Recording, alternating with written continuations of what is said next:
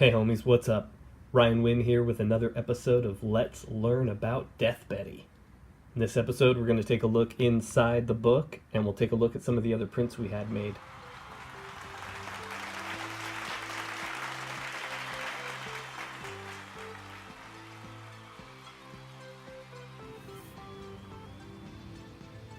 Alright, let's take a look inside. So last time we showed we had our credit page and then we had these title pages as well, which opens us up to this, which the guys like this. I'm still not sold on this. It works fine in digital, but it's not one spread, one connected image. As you can see, the perspective here comes from here and the perspective here comes from here. You can actually kind of read it both ways and it works, which is fine, but I kind of wish there was a dividing line there. But like I said, in digital it works. When we go to print in the trade, we may do something different. But the script called for a bridge, and as we were working over how we were going to lay things out, we decided when we would do things like a bridge, we'd put the bridge higher than any bridge. So this suspension bridge looks like it's thousands of feet up, and who knows how far it goes. Things like that. Then we have these little focus panels that draw us in. Here's the bus that Betty's on. I was getting dimensional with the letters here, and here this character is supposed to be speechless as Death makes his approach towards him. So there's 3 sets of ellipses and then an exclamation mark. I'm not sure if that worked. I was just playing around and not really having any restrictions on anything. Everything's an experiment in Death Betty, and sometimes we'll blow it, sometimes we'll go totally wrong, and we learn for next time. But we're not afraid to try stuff. And here we have the introductions of the characters going on simultaneously. So the Death Betty book can kind of be read in multiple ways, and hopefully it all works for anyone. And these were sort of like, I was imagining the characters standing there and the camera sort of spinning around them, and we see their accessories and their clothing and things like that. And this page was a lot of fun. I was trying to have multiple actions going on in every page, in every panel. Sometimes things going one way while things are going the other. So, here we have Betty smacking someone back there as she's moving forward, telling the bus driver to stop. I'm happy with these little extras going on. And everyone in Betty's world is sort of like a depressed emo. So they all have hoodies. None of them are happy. Here we have her going forward, drawing her gun back. And here in this panel, I'm not sure if this worked. Nobody's commented on it yet. But there's a timing thing going on here where she's fired twice. And this is the result of the first hole and that sound effect back there, which is fading. And then we catch her as she's firing through the roof here, and that's that sound effect. So not sure if that worked. But again, trying to do something going forward. The bus is going forward. The smoke is going back. Then in this panel, the bus is screeching to a halt, going sideways. And as it's coming forward, she's kicking the door open. Now the bus is blocking the path. Everyone's escaping. And our cub reporter, who's part Mixes Pitalik, part Jimmy Olsen, makes his first appearance. And that's Rusty Sampson. So then the artwork simplifies as Death makes his first appearance and is talking to this character, Ron, who's about to meet his demise, but not if Betty can get there first. So this is one of those things we experimented with that some people liked, some people didn't yet.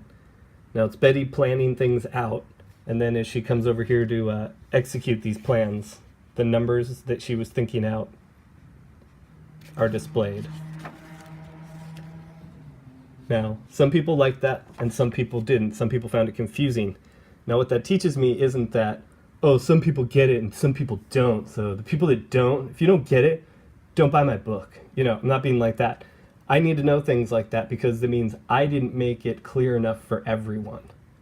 And that's what I'm trying to do with these books. We're trying to make our storytelling as clear as possible for everyone.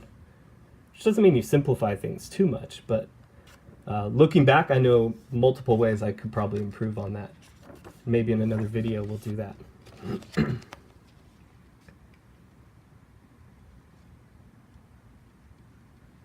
So here we have things going wrong for for Betty. She's trying to foul up Death's plans.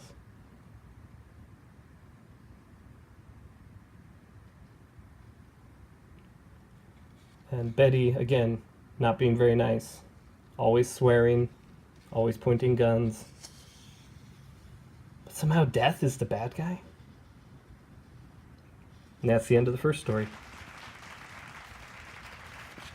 So I'll show you the second story here, but you gotta buy it if you want to know what happens. Though I was really happy with this set of panels here. She's stirring some hot sauce into her coffee, and I sort of made the panels look like they're swirling around her there. Pretty happy with that. Then we have a weird ending, as we always will in Death Betty. And then we move on to our Driver and Shotgun preview, which I'm really excited about. I was doing the writing and the art. Jay Gonzo did the coloring for this. But now moving forward, I'm just writing it, and Dean Kotz, I'll put his name up here, is taken over on the art. He's an old friend and a fantastic comic book artist. I highly recommend checking out his work. And our series will be launching, look at this fall. This was 3 years ago. But now we're relaunching in the spring of 2018. And here's Adam's letter. Adam goes on to blame all of us for the creation of Betty and the fact that you all have to listen to us talk about it now. And then we have a short little comic, Meditation on Impermanence. We still have the same email. If you have read the book on Comixology, or if you read one of these old school printed versions and you'd like to get in our letters column, email us at letters@deathbetty.com. And there's more in the Zero issue now than there was then. And the issue 1 that we have on Comixology is longer and has more previews as well. All right, let's take a look at these prints. So we have the print of the Zero issue as well. Here we go. And the company I had these printed with, they have a decent green, so we were able to get close to the green we want. In digital, she's very neon. It's a very almost upsetting neon green. But that's, she's supposed to be sort of hard to look at. But one of the design elements I'm proud of on here, if we can get it into frame, is the heart shape in the background with the clouds as they stand on top of the bridge. And this sort of represents the beat of the heart, and we have her shadow as sort of a lightning bolt, like electricity, towards the heart. So there's this symbolism going on in the background. And down here we see the bus that she stopped, and all the cars waiting in line. So I like doing covers that are representative of the interior, but not exact duplicates of a scene. You'll see that if you've read issue 0 and issue 1. And that first year we were also planning on going to New York, so I drew up an image and had John Francois paint it. This is based on the original King Kong movie poster. Look at his gorgeous digital watercolor work. There he is, John Francois Beaulieu.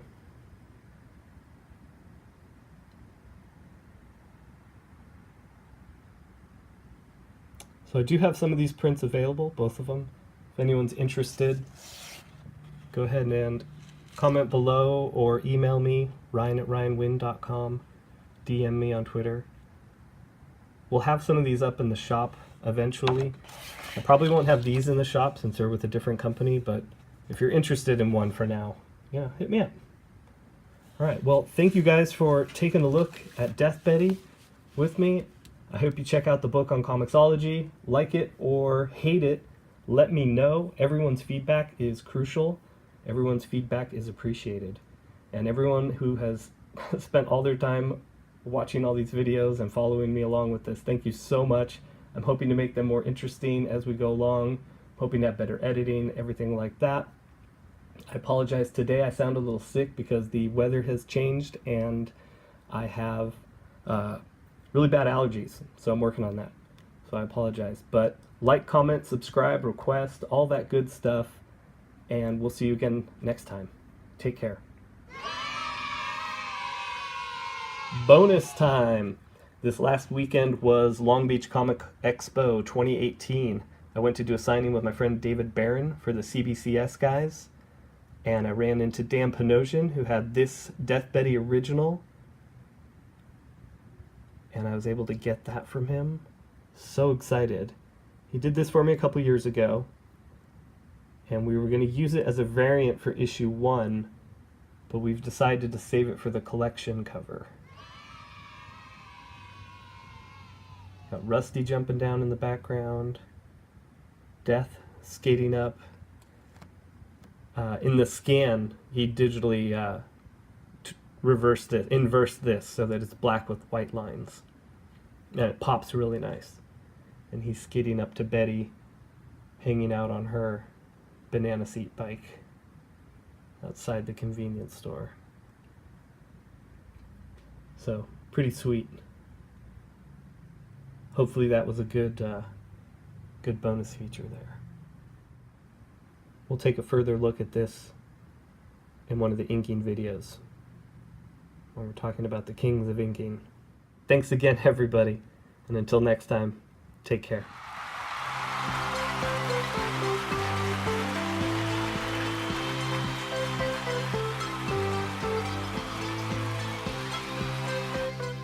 Stupid cat.